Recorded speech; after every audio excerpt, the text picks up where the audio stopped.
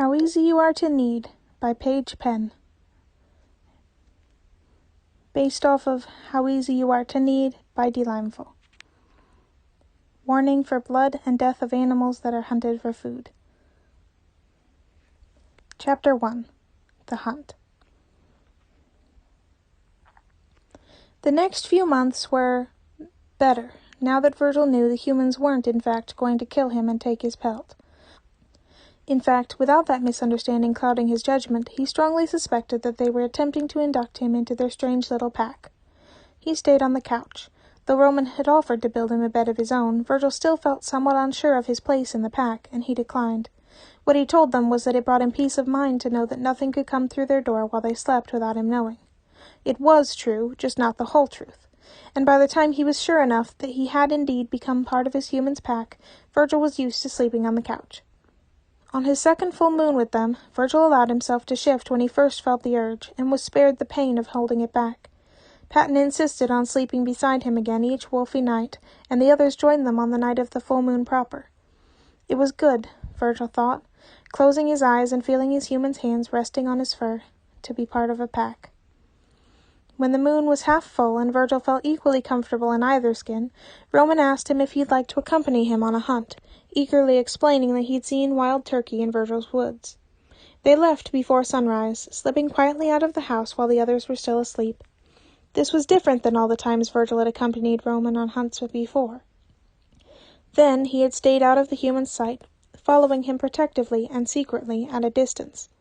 Now Roman knew he was there, and while Virgil still kept an alert eye out for any threats to his human, he did so from beside him, and in human form. It wasn't long before they spotted a flock of turkey. They were eating small green things that had begun to grow up through the thin layer of snow still remaining, and they didn't seem to have noticed the hunters yet. Still, at a distance, so as not to spook the birds, Roman strung his bow. Virgil shifted into wolf form, dropping to all fours and wincing at the somewhat uncomfortable sensation of skin, muscle, and bones rearranging themselves. When he had caught his breath again, Virgil looked over at Roman. The human nodded, putting an arrow to the string and raising his bow. Virgil crouched, eyes on the birds again.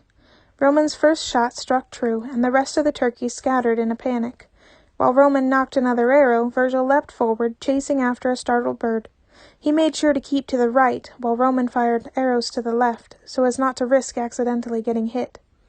When the snow and the feathers settled, they had the larger half of a baker's dozen birds. 3 had Roman's arrows sticking out of them, and the other 4's throats had been ripped out by Virgil's claws or teeth. If he had been hunting alone, as he was used to, Virgil would have ripped into the fallen prey right then, but he knew that wasn't how Roman did it. "Good work," Roman congratulated proudly, lowering his bow. He crossed to where Virgil stood, licking blood off his muzzle, and patted his shoulder. "We should do this again sometime." Virgil grinned a wolfy grin at him, and Roman added, unstringing his bow, "Would you mind gathering them together?" As Virgil dragged the carcasses into a pile, Roman took a waxed cloth from his pack and spread it on an unbloodied portion of ground. Then he began to systematically field dress the first turkey, plucking it, draining it of blood, and removing its entrails. At that point, Roman hesitated. "Do you want these?" he asked, holding up a handful of innards. Virgil nodded. He liked the taste of heart and liver. Roman tossed him the entrails, and Virgil pounced on the bloody meat, devouring it with a few snaps of his jaw. Roman put the field-dressed turkey on the waxed cloth, and they repeated this for the remaining 6 turkeys. By the time Roman had finished, it was early afternoon. The human used a handful of snow to clean the blood off his knife and his hands, whereas Virgil simply licked the remaining blood off his muzzle. Next, Roman folded and laced the waxed cloth so that the turkeys were securely contained within, and lifted the strap to his shoulder. "All right, let's go home." Virgil shifted. He needed to be able to speak in a way that Roman could understand.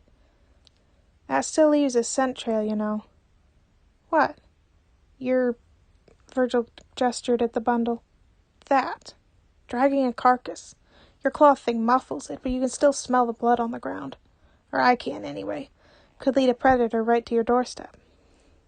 Roman looked at the bundle again. "Do you have a better idea?" he asked slowly. Virgil shrugged. "I bet I could carry it," he said. Roman looked startled. "This is easily over 100 pounds. "So?" Roman was stunned into silence. Finally he said, "Okay." dropped the strap, and stepped away from the bundle. "You're going to have to help me get it on my back," Virgil warned before shifting again. He lay down next to the bundle to make it easier, and Roman, with a not inconsiderable amount of effort, hoisted it up onto Virgil's back. Virgil stood, and the turkeys immediately fell off again on the other side. They both stared at the fallen bundle for several seconds. Then Roman said, "What if we did it crosswise instead of lengthwise?" Virgil lay down again, and Roman once more heaved the bundle of turkeys onto his back, this time lying across his shoulders. When Virgil stood, they stayed in place, and Roman grinned. "All right." He took a step towards home, and then hesitated. "I think I'm going to stabilize it on the way back, just in case." Roman put a hand on the bundle to hold it steady, and they started for home together. Virgil didn't like how the added weight made his forepaws sink a bit more deeply into the snow, and what portions of the ground were soft, but he didn't complain. This was still better than leaving a trail of blood scent on the ground for any opportunistic predator to follow right back to his pack's home. Not that such a thing had happened yet in the months his humans had lived there. The bear hadn't been attracted, merely wandering through, he was sure. But he didn't want this time to be the first. Back at the house, they went not to the cabin, but to the hunter's shed next to it. There Roman helped Virgil to dump the bundle more or less gracelessly onto the workbench by the window, opened it up, and hung all but one of the turkeys on the hooks. "I'll be a while," Roman said, holding out the last turkey towards Virgil. "Would you take this to the kitchen, please? Patton wanted to cook it for dinner." Virgil shifted again, taking the bird. He had a feeling Patton wouldn't be too eager to accept a turkey carried in a wolf's mouth, even if that wolf was Virgil. Careful not to let it drip on the floor, Virgil carried the turkey inside.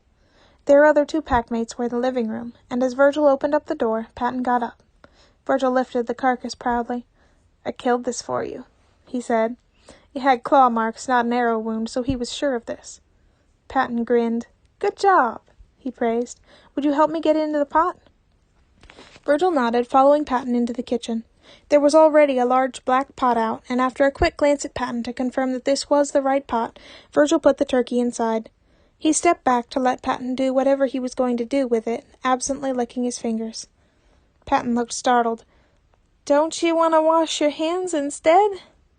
Virgil shook his head. He was a shifter, after all. He could handle raw meat. "Well, okay," Patton said hesitantly, "but wash them before you touch anything else, please." "Fine." Patton smiled again, moving the pot over to the stove and lighting it. "Have you ever had cooked turkey before?" he asked. Virgil thought, "Have you fed me turkey yet?" "No." "Then no." "Well, you're in for a treat." Patton filled a mixing bowl with water and poured it over the turkey. "It's pretty good."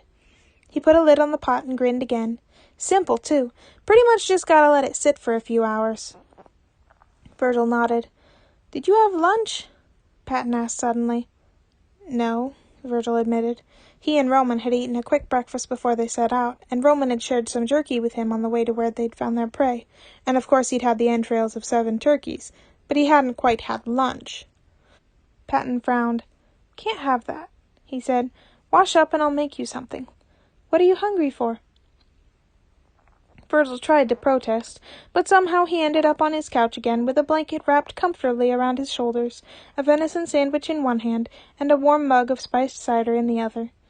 It was delicious. After he had supped, Virgil fell asleep, and didn't wake again for several hours. When he did awaken, a delightful scent met his nostrils, and he quickly sat up. "Good timing," Logan commented, and Virgil looked around for him. Ah, there he was, in the doorway between the kitchen and the living room. "I was about to wake you for dinner." So that was what the smell was. Sure enough, a moment later, Patton and Roman came into the living room as well, each carrying 2 plates. Patton handed his second plate to Logan, while Roman handed his to Virgil. There was a pile of turkey meat, some of it light and some of it dark, and next to that was a mound of fluffy whitish stuff, with a depression that had been filled with a thick brown liquid. It all smelled wonderful. Roman held out a fork to him, and Virgil took it. The others settled on the furniture around him, and all began to eat. Virgil ate several pieces of meat first. It was different than raw turkey, and he found that he liked it. Next he thought he'd try the white stuff, but first he watched the others to see how they were eating it. Roman had mixed it with the brown liquid, while Patton was taking bites from the depression where the liquid was, and Logan took some from the outside and dipped it into the liquid. So, it seemed, there was no one right way to do it. Virgil decided to try Patton's method. With his fork, he scooped up a small portion that had been touching the liquid and put it into his mouth. It was strange, but good. It tasted like the turkey, too, somehow. The texture reminded him of yam, but it wasn't sweet like yam, or orange, so he was confused. "What is this?" Virgil asked. Everyone looked at him, and he indicated the strange food with his fork. "Mashed potatoes and gravy?" Logan said. Patton looked worried. "Do you not like it?" he asked. Virgil considered the dish again, and then took another bite. "I like it," he decided. "It tastes like turkey." Patton relaxed, smiling. "It's turkey gravy," he explained. Virgil ended up eating everything on his plate, and when offered seconds, ate that too. It was very good. "I like cooked turkey," he told Patton after the meal. Roman had gone to bed already, tired from hunting and cleaning their game, and Logan was currently washing the dishes, so it was just the two of them in the living room at the moment. "Good," Patton said. "Tomorrow, do you want to help me make a new meal out of the leftovers?" Virgil thought about it. He hadn't done a lot of cooking before, but he would like to spend time with Patton. "Yes."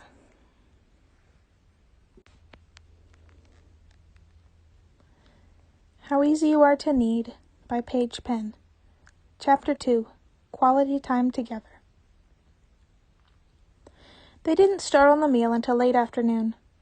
"Would you rather do a lot of stirring or chop stuff up?" Patton asked, gathering the things that they needed.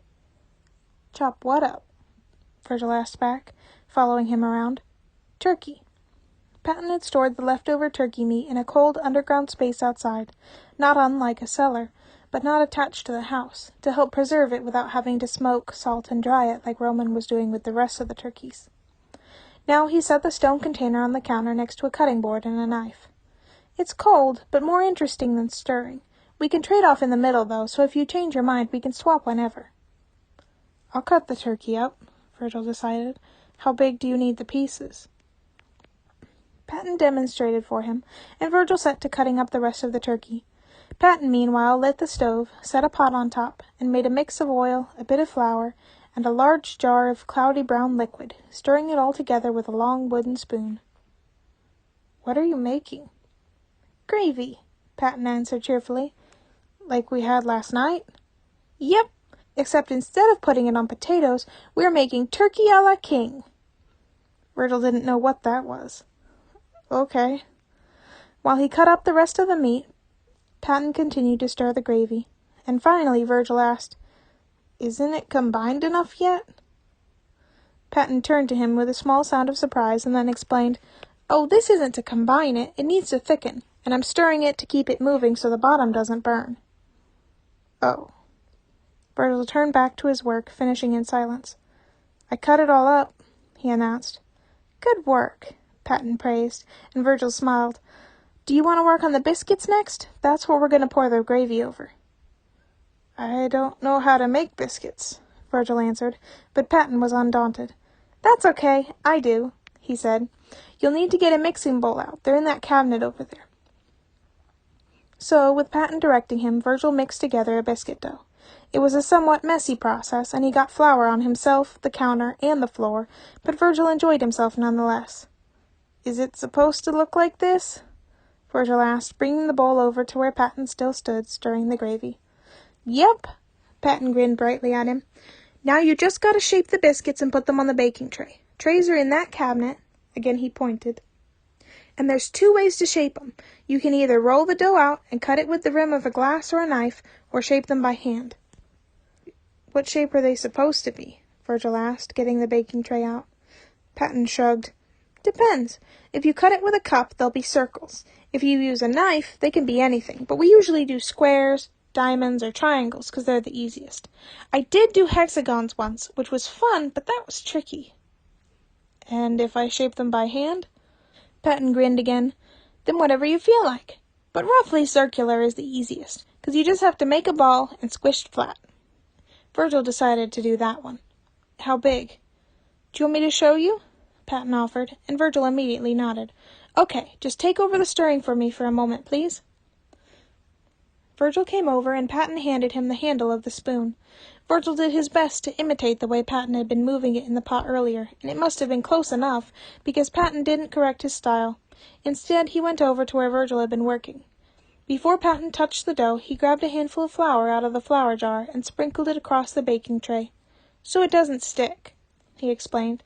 Then he took a portion of dough, rolled it in his hands, squished it between them, and then showed the result to Virgil. "Ta-da! A biscuit."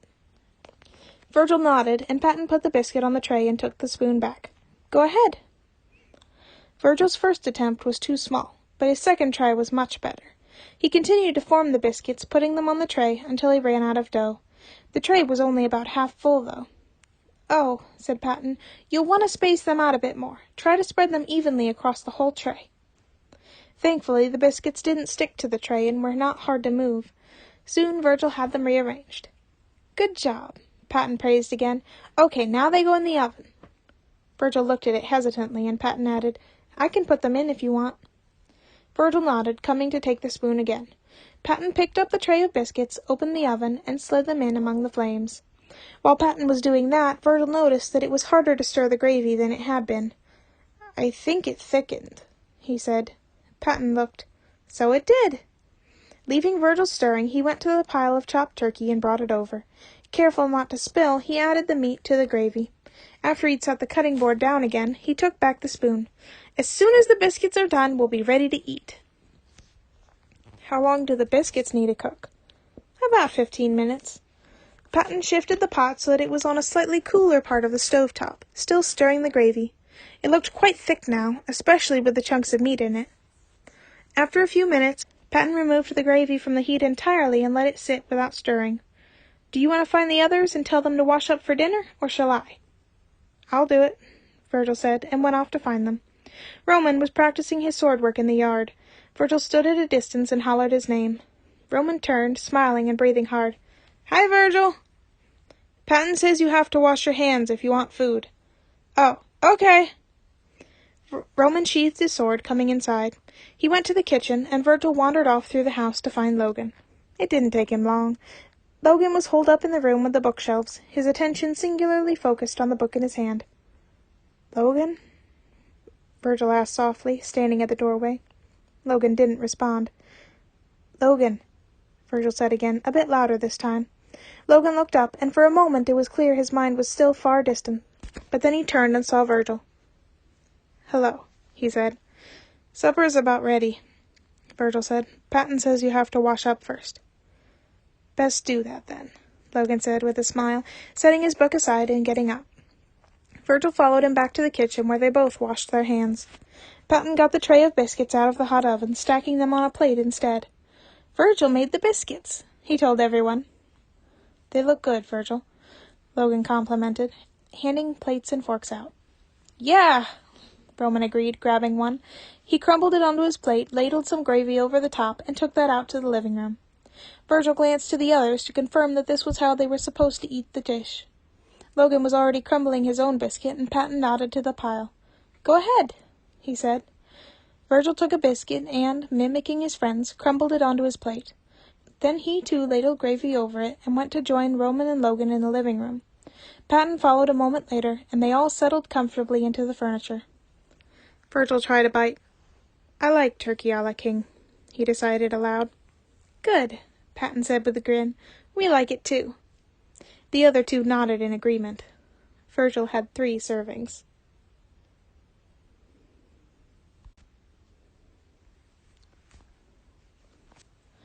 How Easy You Are to Knead by PaigePenn. Chapter 3. Biscuit and Charcoal. Virgil was alone. This used to be the norm, but he had grown used to having his humans around, and now he was lonely without them. He didn't even stay in the house. It felt strange to be the only living thing in there. The others had gone into town a few days ago to trade vegetables from Patton's garden and meat Roman had hunted for other things they needed. Virgil had no desire to be among that many humans, especially so soon after the full moon, so he stayed behind. Finally, though, they returned. Virgil ran out of the trees in wolf form to greet them, jumping up to put his forepaws on Logan's shoulders. In his excitement, he accidentally knocked the human sprawling. Virgil whimpered and lowered himself to the ground beside him, licking Logan's face apologetically. Logan awkwardly patted Virgil's ruff, and Virgil pulled back so he could get up. Good to see you too, Logan said, sitting up and wiping his face with his arm. Hi, Virgil, Patton said cheerfully. Virgil turned to him, and Patton added quickly, No kissies right now. I've got a delicate parcel. Lucky Logan was just carrying the cloth, Roman said with a laugh.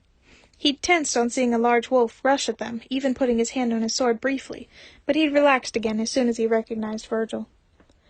Let us get everything into the house, and then we can greet you properly, Logan said. So Virgil followed his humans into the house, bouncing happily around them. He stuck his nose into Roman's side, curious about all the new scents that clung to him, and the swordsman jolted. Virgil! Inside, they unloaded their packs. Logan had several lengths of cloth in various colors and weights. Roman carried new dishes and tools, and Patton had a packet of spices that smelled very strange and interesting. A leather bundle containing what remained of a cooked rabbit Roman had almost certainly killed on their journey homeward, and a small lidded basket. Patton sat on the couch and grinned at Virgil, holding the basket carefully on his lap. You might want to shift to see this, he said in an ear whisper. Virgil wondered why, but he did as Patton suggested and changed forms. Curiously, he sat on the couch next to Patton, watching as Patton lifted away the lid of the basket. Inside was something made of fur. Black and white and brown fur, though mostly black and white. Patton grinned, reaching into the basket. Hold out your hands, he said. Virgil did. Patton picked up the thing in the basket. Wait, no, there were two. One all black, and the other mostly white with bits of black and brown, and Patton picked up the latter and set it in Virgil's hands. It was small and warm, and as Virgil watched it moved, opening two tiny eyes, and turned out to be an absolutely bitty kitten. For several seconds, Virgil and the kitten stared into each other's eyes. Then the kitten mewed. You brought a cat home with you? Virgil asked, still staring at it in surprise. 2 cats! Patton answered happily, picking up the black bundle of fur. That was a kitten as well. Our friend's cat had kittens, and they needed a home. They're already weaned. Oh. That didn't fully answer why Patton had brought the cats home with him, but this particular human definitely seemed to have a soft spot for dangerous furry strays, and that might be all the explanation Virgil was likely to get. The kitten in Virgil's hands mewed again, and this time her sister joined in. I think they're hungry, Virgil said, holding out the little cat towards Patton again. Instead of taking her, however, he opened the bundle of rabbit meat, handing Virgil a small piece. Patton took another piece and fed it to the black kitten. The calico in Virgil's hand mewed demandingly, and he quickly gave her the scrap Patton had handed him. It was several minutes and most of the meat to satisfy the kitten's hunger. While Patton and Virgil fed them, the other 2 humans put the rest of their purchases away. Finally, the kittens were full, and Patton set the one he held back into the basket. Relieved, Virgil did the same with the calico. The kittens settled down on the cloth base of the basket and were soon asleep, nestled together again. Patton cooed adoringly down at them. Then he set the basket on the floor next to the couch and flopped into Virgil's lap. I missed you, he said. I missed you too, Virgil said, leaning over Patton to give him a kiss, a human kiss, not a wolf one, on the nose. When Virgil woke up on his couch the next morning, things were almost like they had been before the humans had left. He could hear Patton in the kitchen, undoubtedly making something delicious for breakfast. But something was different. There was a weight, small but definitely present, resting on his chest. Virgil opened his eyes, looking at it. It was the little calico kitten, curled up and asleep, on top of him. Virgil frowned nervously and lay very still. Several minutes later, Patton came into the living room, smiling when he saw Virgil awake. Good morning. Good morning, Patton, Virgil answered softly. I can't get up. There's a cat sleeping on me. Patton's grin widened. Aw, yes there is, he cooed. He did not try to help. Virgil understood this. Of course, Patton would not want to anger the feline either, but he was still a little disappointed. Patton left Virgil alone with the cat for a few minutes, going into the rest of the house. Virgil wondered how the kitten had managed to get from the basket all the way up to his couch to lie down on him. When Patton returned with the other humans in tow, the cat had not stirred. However, when Patton brought Virgil a plate of pancakes and venison, she woke and mewed at him. Patton had to give her some of the meat from his plate to appease her, at which point she allowed him to move her to the couch and sit up. Once he had stopped moving, however, she immediately climbed into his lap and mewed again for some meat. Twice more during the meal the kitten demanded a piece of meat from Virgil, and he gave it to her. Patton, meanwhile, gave a portion of meat to the black kitten, who had remained in the basket and seemed much calmer than the calico. After they had eaten, and Logan had taken Virgil's dishes to the kitchen for him because he was still trapped by the kitten on his lap, said kitten began to press her forepaws rhythmically into Virgil's leg. "Patton?" Virgil asked, keeping his eyes on the cat. Patton hummed inquisitively. "What's she doing?" Patton gasped. "Making biscuits!" Virgil grew alarmed. "She intends to eat my leg?" Had he not given her enough of his breakfast? "No, no," Patton assured him, and Virgil calmed slightly. "She's just getting comfy. But it looks like kneading dough for biscuits, doesn't it?" Sure enough, after kneading his leg for a few minutes, the kitten curled up and went back to sleep. Apparently, Virgil was going to be stuck on the couch for a while longer. Over the next few days, it became clear that the calico kitten, dubbed Biscuit by Patton, had claimed Virgil as her own. Every night the kittens were put to bed in their basket, but every morning, without fail, Virgil woke to find a tiny ball of white, black, and brown fur on his chest. She trailed after him whenever he was in the house, and if he outpaced her, which he could easily do, as she was very tiny and he was not, she mewed for him to come back. To keep the peace, Virgil started to carry her around with him, and she quickly decided that his left shoulder was hers as well. This left his hands free, but also put her claws and teeth, though tiny, close enough to Virgil's throat to make him nervous. The other kitten was given the name Charcoal, or simply Coal for short, and she was indeed milder than her sister. She followed everyone around somewhat, but not as insistently as Biscuit, and did not climb into laps. Although both kittens would accept food from any of the 4 pack-mates, Biscuit also demanded at each meal that Virgil share a portion from his plate with her. He did, of course, but only the meat, since cats were obligate carnivores. Virgil wondered at first how the cats would react the first time they saw him in wolf form, and for a few weeks he did not shift. But soon the full moon approached again, and Virgil began to grow restless in his human skin. He knew he couldn't hold back a shift much longer. Laying on the floor to avoid unnecessarily stressing his bones, Virgil allowed his form to change. In moments he was a wolf again. There was about 2 seconds of silence before Virgil heard a confused mew. He turned his head to see Biscuit staring at him. Virgil blinked slowly at the cat, and she toddled closer, sniffing at his face. After a few moments, she seemed satisfied that this was still Virgil, and she climbed up his side, kneaded his back for a few moments, and then settled down again between his shoulder blades. Virgil wasn't sure what to do, but he knew better than to make Biscuit move. He laid his head on his forepaws, getting comfortable. A few minutes later, Patton passed by. "Oh," he called from the doorway, "you didn't tell me it was going to be a wolfy night. I'll get the blankets." With that, Patton disappeared again, but only for a few minutes.